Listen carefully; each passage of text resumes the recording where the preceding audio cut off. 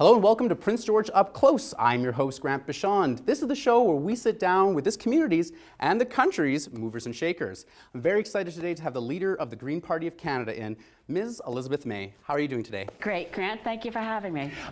I'm very excited to have you on the show, and there's many things I'd love to talk to you about, one of which is the Green Party itself. Mm-hmm. We've been seeing a great movement with them growing in the Lower Mainland in British Columbia.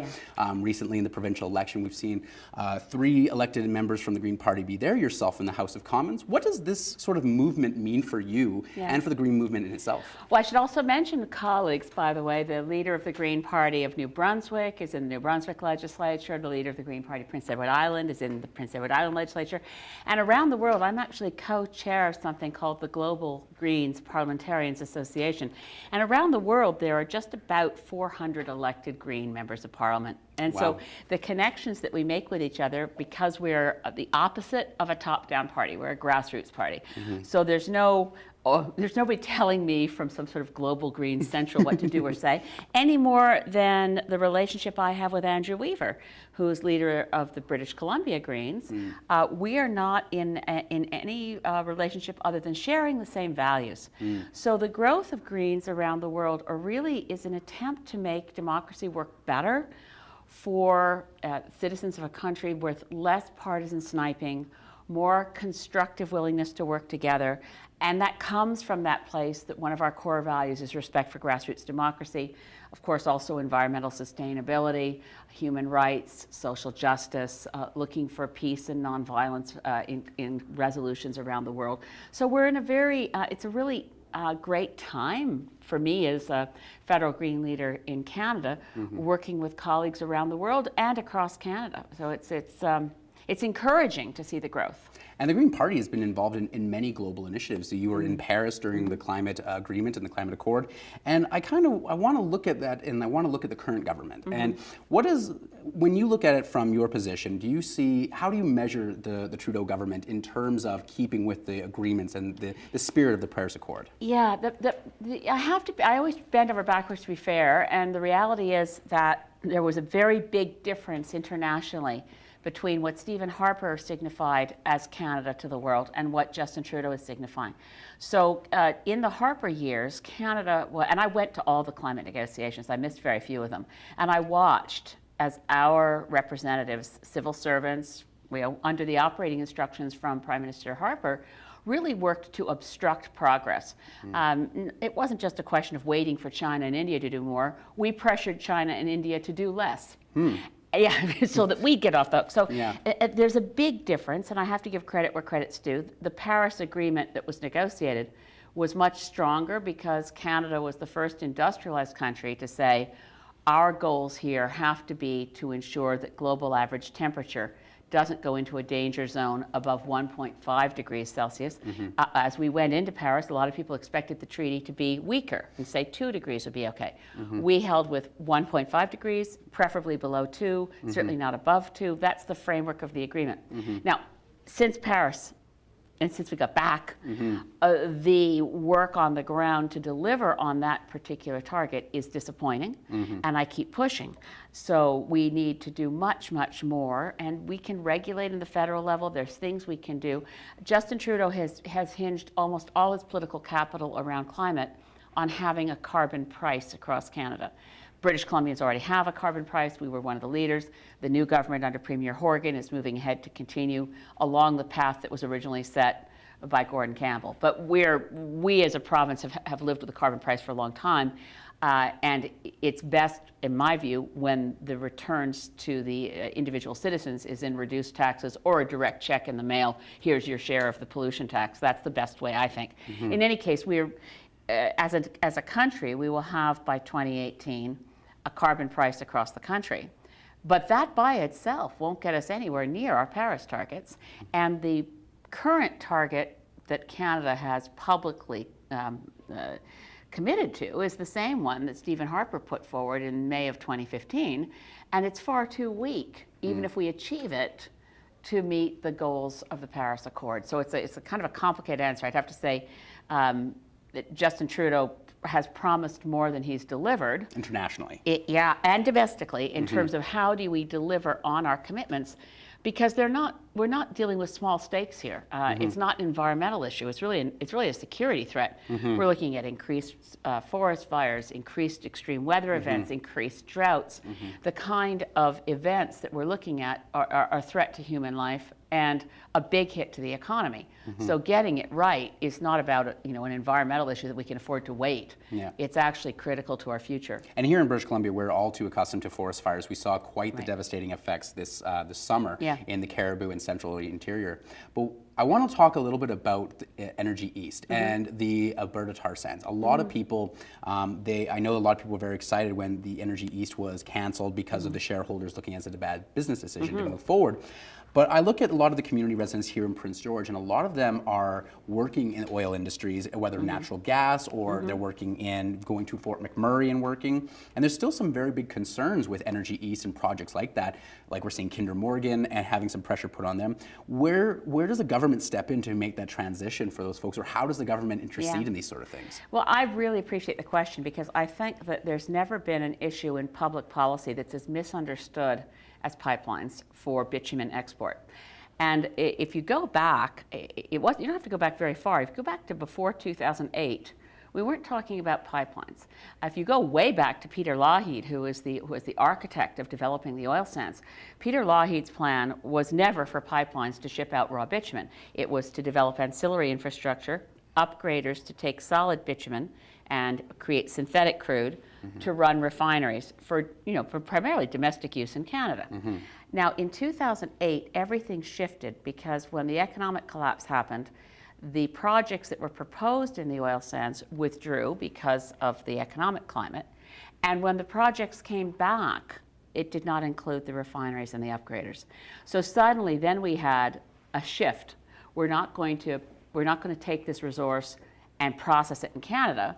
We're going to try to ship it out to other countries. And of course, the transnationals that were investing in the oil sands already had refineries that they'd built in other places. So it made sense for industries. It didn't make sense for Canada. I hold to the belief that Peter Lougheed had it right when he said the first rule for developing the oil sands is think like an owner. Okay. We abandoned that and started thinking like, okay, we're a low man on the totem pole here. We're going to be doing whatever we can to appease the transnationals. If they want to ship out raw bitumen, we're prepared to ship in toxic diluent, to stir into the bitumen, to create something that can move through a pipeline. If we go back to what do we do as a country to ensure that we have energy security? We're going to be using some level of fossil fuels, actually dwindling. We know it's going to be going down. What do we do about those carbon molecules in the ground in northern Alberta? Aren't they valuable as the feedstock to a petrochemical industry? Are they only valuable as something we burn up, or are they valuable for something else? So I think we need to think long term. I think we need to be building the infrastructure in Alberta that will create steady, good union jobs on the ground in Alberta, without creating this, what I regard as a completely phony conflict between Quebec or British Columbia against Alberta, because we're a country, and I don't think we're against each other. I just think we need to have policies that work for everyone.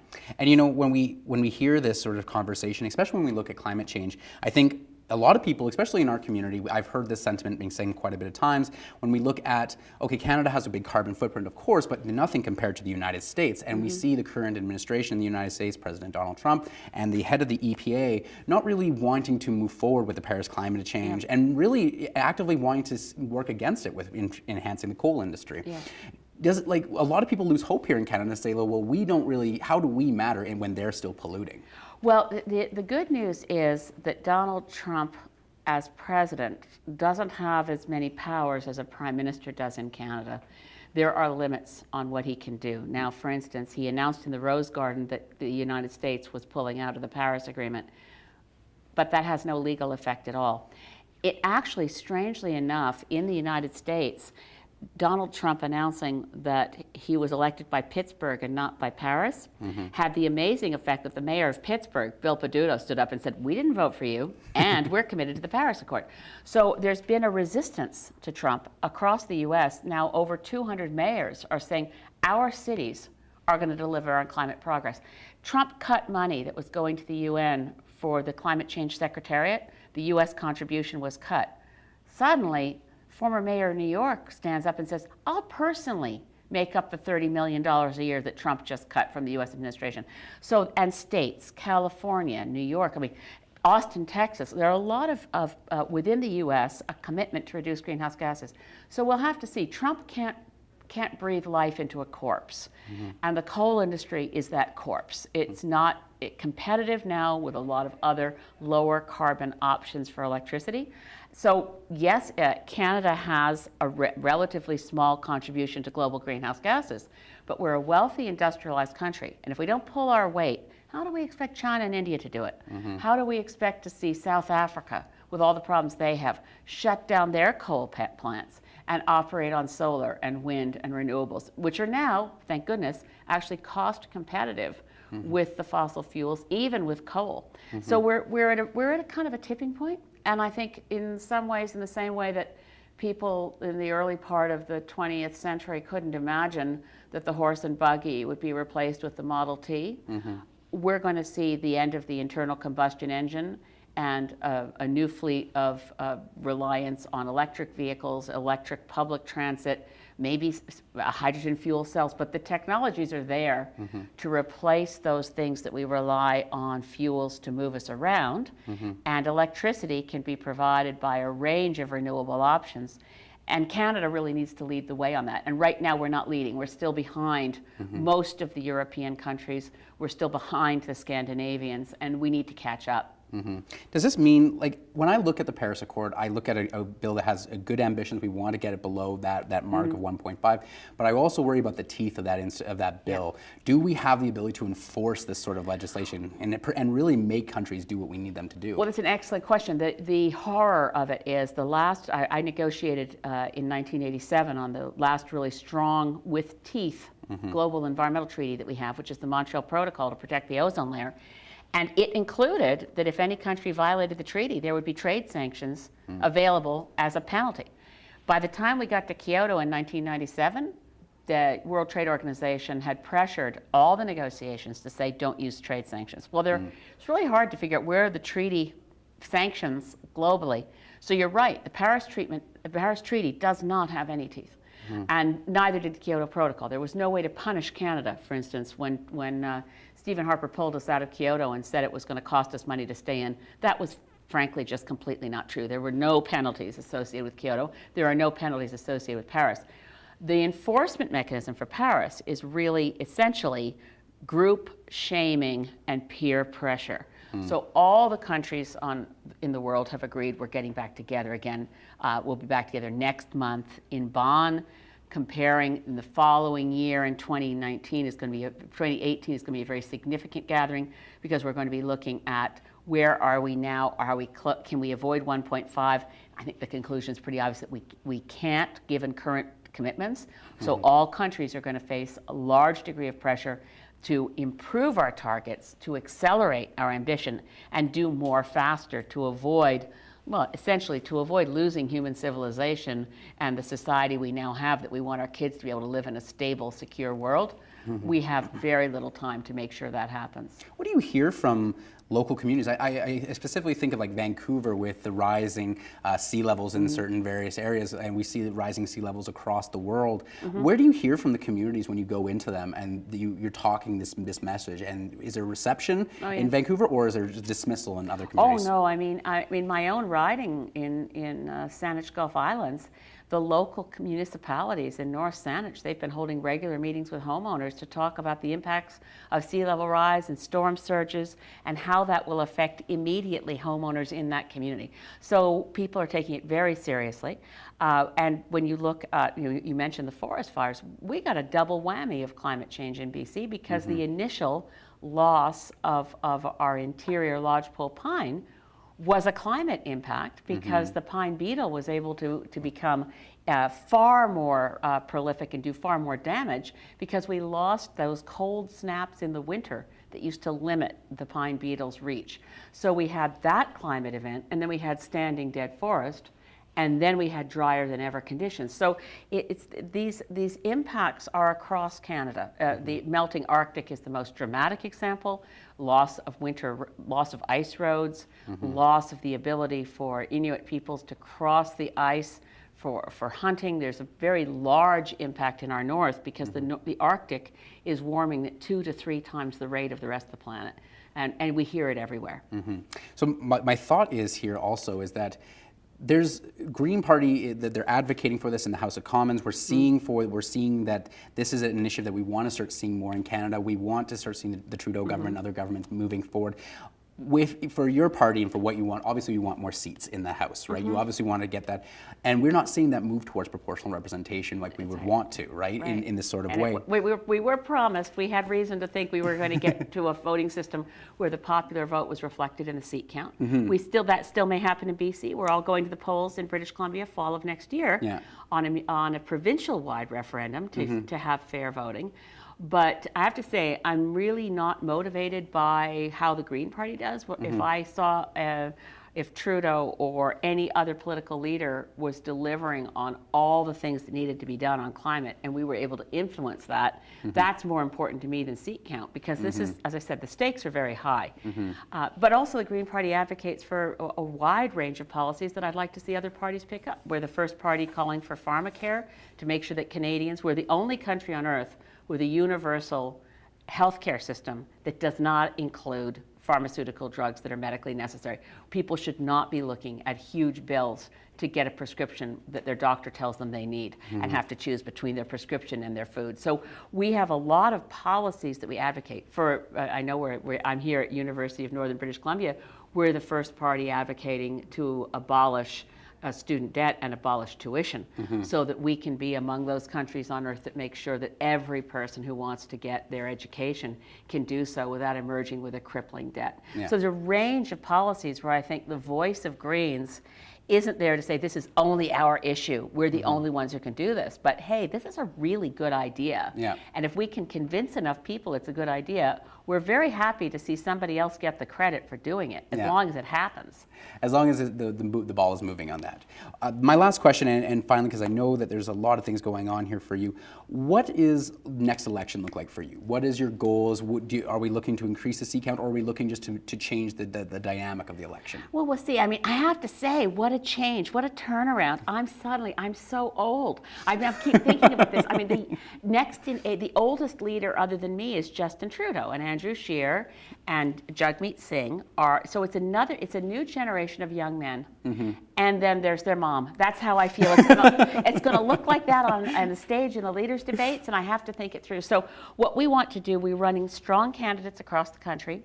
We want to inform the debate. We want to improve the debate so that it is respectful, so Canadians can look at their people in political life and think, I like it better when I don't see people shouting. I like to see that it's, I hope that in the House of Commons I stand for that principle of I never heckle, I work across party lines. That's the way Greens like to work. And I'm quite confident that without the wave of strategic voting that occurred in 2015, there was a lot of people deciding they just wanted to vote to make sure that Stephen Harper wasn't Prime Minister. But Harper, And that isn't the best way to vote. You should be free to vote for what you want. And I think in the next election in 2019, there'll be a different, I hope, a different climate, not the climate, but the political climate, so that we can actually encourage voters, get out and vote for what you want. And that will result in more Greens getting elected. Well, thank you so much. This has been an honor to speak with you, and I really appreciate it. Well, it's lovely. Thank you for having me. Anytime. Our thanks to Elizabeth May, CFER, and the Northern Undergraduate Student Society. Let me know who you want to see on the show by tweeting me at Grant Bachand. You can also follow us on Facebook by going to Facebook/PGUpClose. Till next time, thanks for watching.